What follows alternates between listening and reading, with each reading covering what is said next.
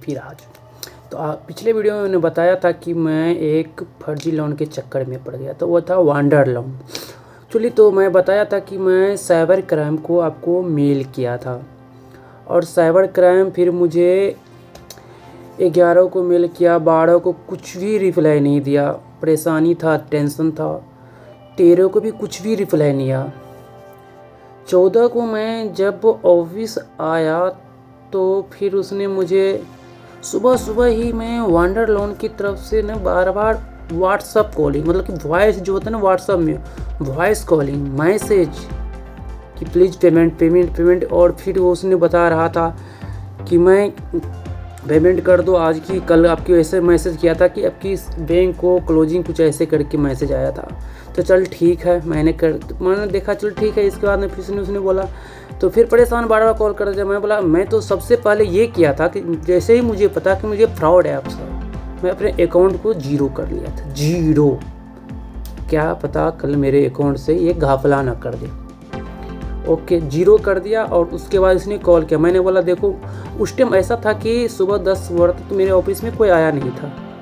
तो मैं बोला ये क्या करूँ, तो करूँ क्या। तो फिर मैंने दिमाग लगाया कि ऐसे बोल देता हूँ कि मैं आप 12 बजे के बाद कॉल करना। तो इसको मैंने बोला कि आप 12 बजे के बाद करना, मेरे अकाउंट में जीरो पेमेंट में किसी तरह से व्यवस्था करूँगा। और इसको मैं बहुत सुनाया था। जब मुझे ये कॉल किया था मैंने केस दर्ज कर दिया। वो कब साइबर क्राइम को मैंने सब कुछ इसको बता दिया था अच्छी तरह से। इसे थोड़ा लगा था कि कुछ है। तो फिर उसने कुछ नहीं, मेरे फिर 12 साढ़े 12 बजे कॉल किया कि सर आपने मैसेज किया कि सर आपने पेमेंट किया क्या नहीं। तो मैं बोला मुझे आपने बोला था कि मैं लिंक भेजूँगा। फिर उसने एक मुझे लिंक भेजा। उस लिंक पर करके था कि 3010 रुपये से मुझे भेजा था। मैं बोल भी रखा था 3010 रुपया करूँगा नहीं, 1 रुपया भी पे नहीं, भेज दिया था। फिर मैंने दोस्त के ऑफिस में आया था, मैंने उसको देखा, यार देखियो 3010 की ये लिंक आया था, क्या करना है।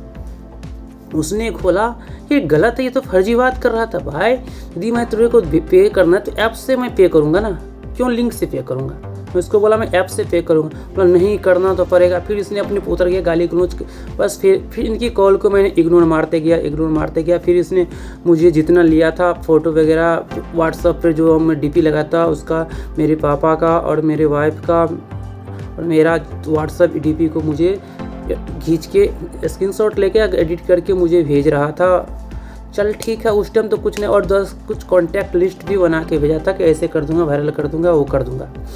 मैं बोला चलो ठीक है, मैं कुछ नहीं किया। पर कुछ दिमाग नहीं आया। 14 तारीख के बाद था, बस इतना चला। फिर सब बोला कुछ नहीं होगा, ऐसे इग्नोर मारो। मैंने ठीक है, थोड़ी देर के कॉल के बाद में फिर मैं अपने काम पर लग गया, फिर इग्नोर मार दिया। उसके बाद ऐसा हुआ था क्या कि ये 15 तारीख का आया। 15 तारीख के बाद मैंने देख रहा था कि फिर परेशानी इसने कर रहा था। 15 तारीख को तब तक साइबर क्राइम से कोई भी मेल भी मेरे पास रिप्लाई नहीं आया था। ओके, फिर 15 तारीख को मैंने ऐसे किया था कि कुछ रॉन्ग एडिटिंग फ़ोटो, आप सोचो मेरे साथ कुछ गलत एडिटिंग करके फ़ोटो उसने मेरे व्हाट्सएप पे सेंड किया था। ओके, मैं परेशान हो गया था, घबरा गया था। अब क्या होगा, ये तो बहुत लंबा चौड़ा मेरे साथ काम कर रहा है। तो फिर मैंने क्या सोचा, मैंने फिर मेरे ऑफिस के दूसरी ही बिल्डिंग में एक साइबर क्राइम की ऑफिस था।